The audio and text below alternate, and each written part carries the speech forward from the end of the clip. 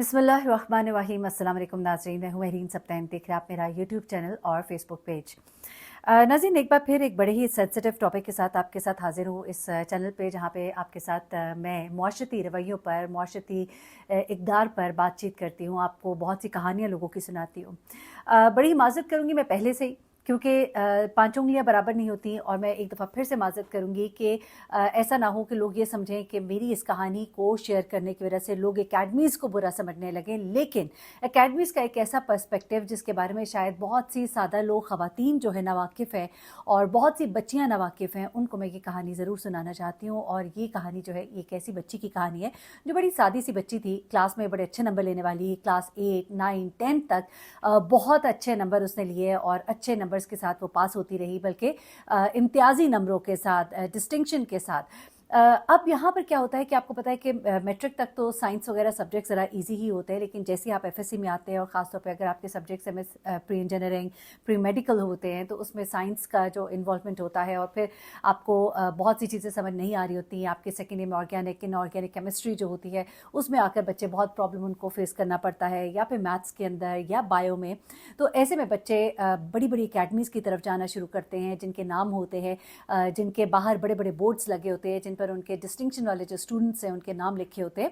और ऐसी बहुत सी अकेडमीज़ लाहौर, इस्लामाबाद, कराची और तमाम बड़े छोटे शहरों में है, जहाँ बच्चे जाते हैं, और वहाँ पे बहुत अच्छे क्रैश कोर्सेज़ कराए जाते हैं, और ये सब कुछ होता है। लेकिन अब मैं आपको बताऊंगी कि ऐसा भी बहुत कुछ होता है जिनके बारे में आप में से बहुत से लोग नहीं जानते होंगे, हमारी बच्चियां नहीं जानती होंगी। ये बच्ची जो है, इसका नाम जो है आयशा है, और ये आपको मालूम ही है कि नाम में फ़र्ज़ी आपको सुनाती हूँ। और आयशा जो है, उसकी कहानी ज़रा सुन लीजिए। अब आयशा जो है वो शादीशुदा है, और उसके 2 बच्चे भी हैं। लेकिन आयशा के साथ उसकी जवानी के शुरू में, यानी कि उस वक्त जब वो फर्स्ट ईयर सेकेंड ईयर में आई थी, उसके साथ क्या हुआ था, उसने कहा कि प्लीज़ ज़रूर शेयर कीजिएगा, ताकि हमारी बच्चियां जो है और उनकी माँ को भी इन चीज़ों के बारे में पता हो। अब आयशा जो है, जिस वक्त उसका फर्स्ट ईयर में एडमिशन होता है, प्री इंजीनियरिंग में उसका एडमिशन होता है, और प्री इंजीनियरिंग में उसको मैथ्स में और केमिस्ट्री में बहुत प्रॉब्लम आ रही थी, फिजिक्स भी उसकी कोई इतनी खास नहीं थी, यानी सब चीज़ों में वो थोड़ा थोड़ा प्रॉब्लम फेस कर रही थी। तो ऐसे में उसकी क्लास में बहुत सी बच्चियां थी। ये भी बताती चलूँ कि वो जिस कॉलेज में पढ़ी थी वो गर्ल्स कॉलेज था, ऑल गर्ल्स कॉलेज। अच्छा, उसने अपनी वालदा से बात की कि जिस तरह बाकी बच्चियां जो हैं उन्होंने एकेडमी ज्वाइन की है, और ये एक रवायत रही है कि बहुत सी बच्चियां जो हैं फर्स्ट या सेकेंड ईयर में आके उनके कॉलेज में एकेडमीज़, और उन पर्टिकुलर एकेडमीज़ में जाती थी जिनके रिज़ल्ट बहुत अच्छे थे, और उन रिज़ल्ट्स की वजह से वो जो है नंबर्स भी बहुत अच्छे लेती थी। तो इससे अपनी वालदा से बात की, उसने कहा कि ट्यूशन तो महंगी हो जाएगी, और वहाँ पे जो टीचर्स पढ़ा रहे हैं वो बड़े प्रोफेशनल टीचर्स होते हैं, और उनका बड़ा एक नाम होता है, और उन्हीं नामों के पीछे ये बच्चे जाते हैं। भले वो जिस भी अकेडमी में चले जाएँ, पता लगे कि फ़लाने प्रोफेसर वहाँ हैं, तो ये बच्चे जो है वहीं पढ़ने के लिए जाते हैं। तो it was one of those academies in Islamabad.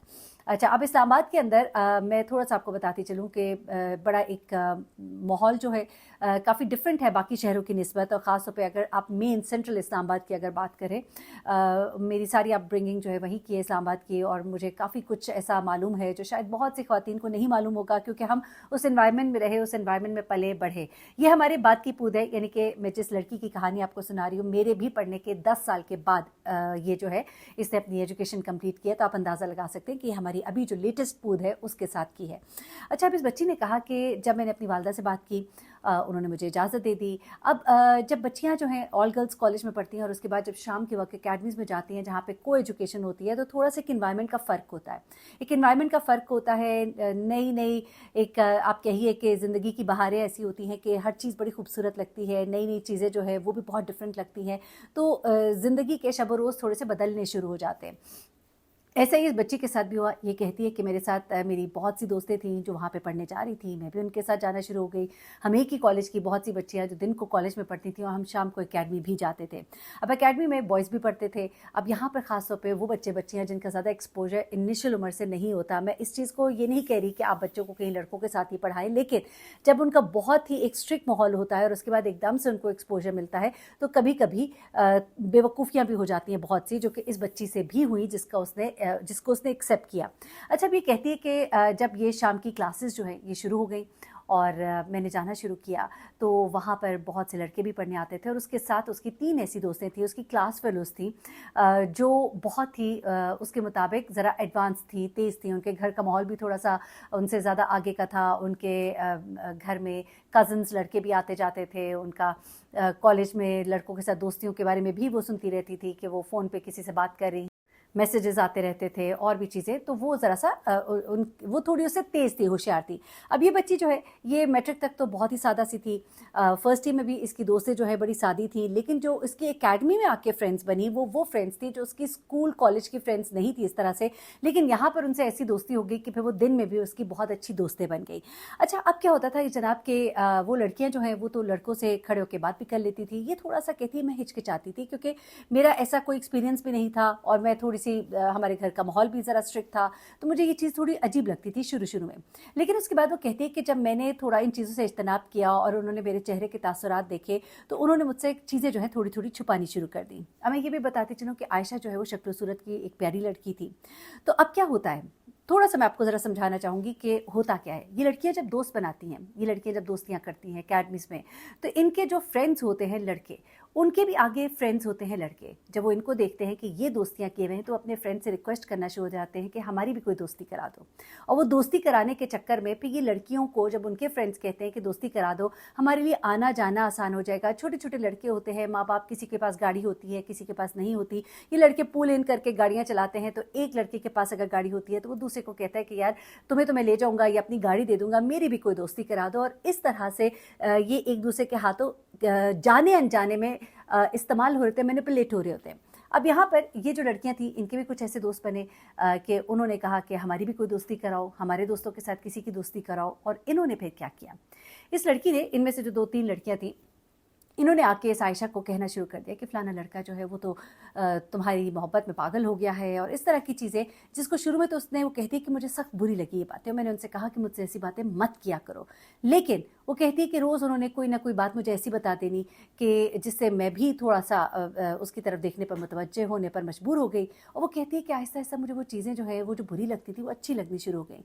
कभी मैं मुड़ के देखती तो वो मेरी तरफ ही देख रहा होता था, कभी मैं जब क्लास से निकलती तो वो मेरे लिए दरवाज़ा खोल देता, कभी मेरे पास पेंसिल नहीं होती थी तो वो मेरे पेंसिल पकड़ा देता। मेरे लिए उसने नोट्स लिख के रखे हुए थे। एक दफ़ा मैं क्लास में आई, मैं लेट आई, उसने मेरे लिए नोट्स लिखे हुए थे, मुझे मेरे नोट्स पकड़ा दिए, फोटोस्टैट करा के लिया। ये चीज़ें वो कहती मुझे आहिस्ता आहिस्ता अच्छी लगना शुरू हो गई और यहाँ तक कि उस लड़के से फिर बातचीत भी इन्होंने करा दी और बातचीत भी शुरू हो गई। अब वो कहती है कि अब आहिस्ता आहिस्ता जब मैंने उन लड़कियों को देखा कि वो मिलने जाती हैं तो मेरा भी उस तरफ उन्होंने मुझे राग़िब करना शुरू किया। वो कहती है कि फिर उसके बाद पहला वो दिन आया कि जब मैंने अपने माँ बाप को तो ये बताया कि मैं अकेडमी जा रही हूँ, लेकिन मैं अकेडमी में अपनी क्लास अटेंड नहीं करती हूँ, बल्कि वहाँ से बाहर निकलती हूँ और उसके बाद मैं उनके साथ ही गाड़ी में बैठ के डेट पर चली जाती हूँ। वो कहती है ये एक आगाज़ था और एक नेवर एंडिंग आगाज़ था, एक ऐसा आगाज़ था जिसने मेरी ज़िंदगी को बदल कर रख दिया। वो कहती है ये दोस्ती जो है ये हमारी एकेडमी से फिर शाम की डेट्स तक चली गई और उसके बाद जब एकेडमी का टाइम ख़त्म हुआ और उसके बाद हमारे एग्ज़ाम्स करीब आए, वो कहती है मैं अपने एग्ज़ाम्स पे भी ठीक से फोकस नहीं कर सकी, नंबर्स भी कोई इतने अच्छे नहीं आए।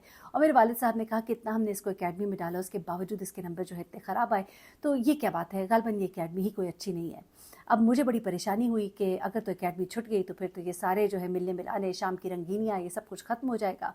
तो वो कहती है कि मैंने अपने वालिद को बड़े इसरार के साथ मनाया कि नहीं अगली दफ़ा अच्छा होगा, और मुझे दोबारा से उन्होंने एकेडमी में डाल दिया अगले साल, यानी कि फर्स्ट ईयर के बाद जब सेकेंड ईयर आया।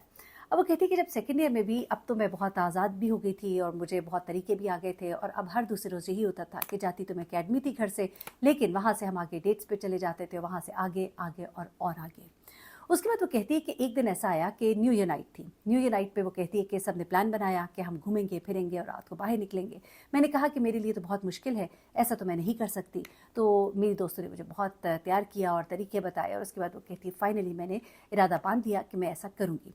वो कहती है कि रात को जब कोई 10 बजे का वक्त था, मैं अपने कमरे में सोने चली गई और मैंने अपनी वालिदा को यही ज़ाहिर किया कि मैं सोने जा रही हूँ। और उसके बाद वो कहती है कि मैं चुपके से घर से निकली और उसके बाद वो जनाब रात को भी डेट पर चली गई।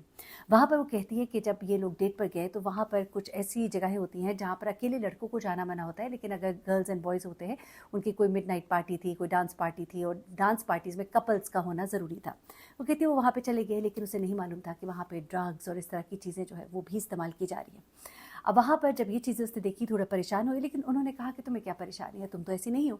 वो कहती है कि वहाँ पर पहली बार वो कहती है कि मैंने नशा जो है, मुझे कोई नशावर गोली दी गई या क्या था, वो कहती है उसका बड़ा एक नशा सा था, लेकिन मतलब जो भी था। उसके बाद वो कहती है कि मैं बड़ा मधुर सा भी मैंने फ़ील किया और उसके बाद शुक्र है मैं सुबह जो है अपने घर पहुंच गई और किसी को पता भी ना लगा।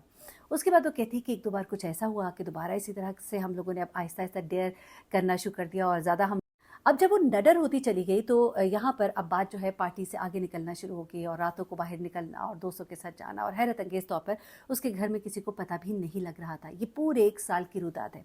अब वो कहती है कि होना ये शुरू हुआ कि 2-3 जगहों पे और मुझे उसी तरह की कोई गोली थी गालिबन, जो शायद किसी ड्रिंक में डाल के दी गई, जिससे उसको उस चीज़ की आदत हुई, और आहिस्ता आहिस्ता वो कहती है कि बात आगे और आगे बढ़ती चली गई और उसके बाद there was no looking back, यानी कि एक नशे से आप अगले नशे और उससे अगले नशे की तरफ बढ़ते चले जाते हैं।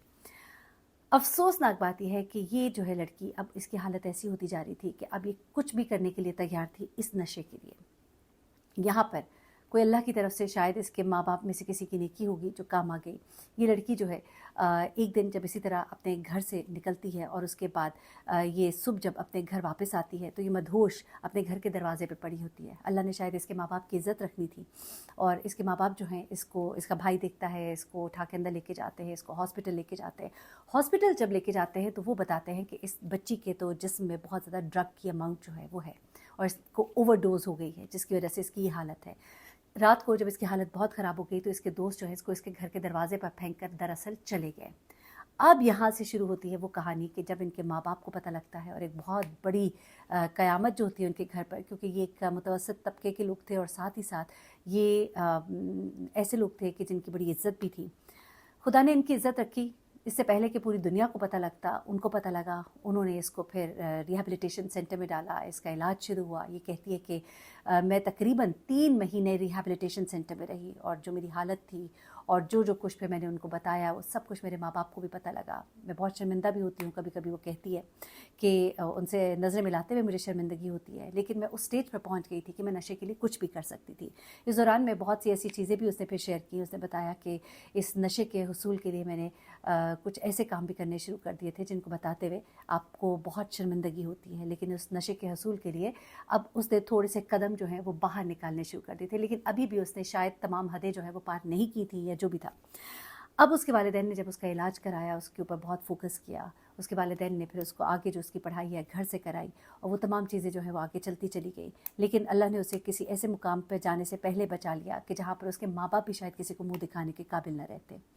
बड़ी दर्दनाक कहानी थी और तकलीफ़ दे भी, और आप लोगों के लिए एक मैं कहूँगी कि सीखने की भी ज़रूरत है कि आप जानिए, देखिए आपके बच्चे कहाँ जा रहे हैं, उन पे चेक रखिए, और उनको चेक करना कोई बुरी बात नहीं है। हमारे यहाँ हमारे बच्चे कह देते ना कि आप हमें चेक कर रहे हैं, आप हमारी चीज़ें चेक कर रहे हैं, लेकिन कोई बुरी बात नहीं है, बजाय इसके कि आपको आपकी औलाद उस हालत में मिले कि फिर उससे वापस आना मुमकिन ना रहे। अब वो लड़की कहती है कि मैं उसके बाद मैं ठीक भी हुई, मैंने बल्कि नमाज और कुरान में इस तरफ भी मेरा ध्यान लगा, और मैंने अपनी गुज़िश्ता ज़िंदगी से तौबा भी की, और मेरे अल्लाह ने मुझे बहुत बड़ी गुमराही और बहुत बड़े नुकसान से बचा लिया। मैं उसकी बहुत शुक्रगुज़ार हूँ। वो कहती है कि मैं ये बात सिर्फ इसलिए शेयर कर रही हूँ कि कभी कभी इस राह पर चलते चलते हम इतने दूर निकल जाते हैं कि जहाँ से कोई वापसी नहीं होती। उससे पहले अपने बच्चों पर नज़र रखिए, देखिए बच्चे कहाँ हैं, रात को सोए हुए हैं, अपने कमरों में हैं कि नहीं है, उनको जा कर चेक करें। इसमें कोई बुराई नहीं है। बच्चे एकेडमी जा रहे हैं तो किसी दिन अचानक से देख लिया करें कि वो एकेडमी में हैं भी कि नहीं है, ताकि आप किसी बुरे वक्त से बच जाए, किसी बड़े नुकसान से बच जाए। बच्चे बेवकूफ़ होते हैं, बच्चे नासमझ होते हैं, उनको बेवकूफ़ी से बचाइए, ये आपकी ज़िम्मेदारी है। अपना बहुत ख्याल रखिएगा, तो हमें याद रखिएगा। अब ये भी बताती चलूँ कि वो शादीशुदा है, उसके 2 बच्चे भी हैं, और उसके शौहर जो है उसके माजी के बारे में कुछ भी नहीं जानते, जो कि एक बहुत अच्छी बात है। मेरे ख्याल से कोई ज़रूरत भी नहीं है बताने की। जब आप अपनी ज़िंदगी में वापस पलट आए हैं और आप अल्लाह की राह पर हैं, आप दुरुस्त हैं, तो क्या ज़रूरत है वो बात जो राज़ो नियाज़ अल्लाह से करने हैं, जो तौबा अल्लाह के साथ करनी है, वो उसने आपको माफ़ करना है। इंसान बड़ा बुरा है, इंसान माफ़ नहीं करता, रब की ज़ात माफ़ करती है, तो उससे माफ़ी मांगिए। अपना बहुत ख्याल रखिएगा और अपनी राय से ज़रूर आगाह कीजिएगा कि आप क्या समझते हैं कि उसने क्या गलत किया, वालिदैन ने क्या गलत किया, और क्या उसने अपने शौहर को ना बताकर गलती की। अल्लाह हाफ़िज़।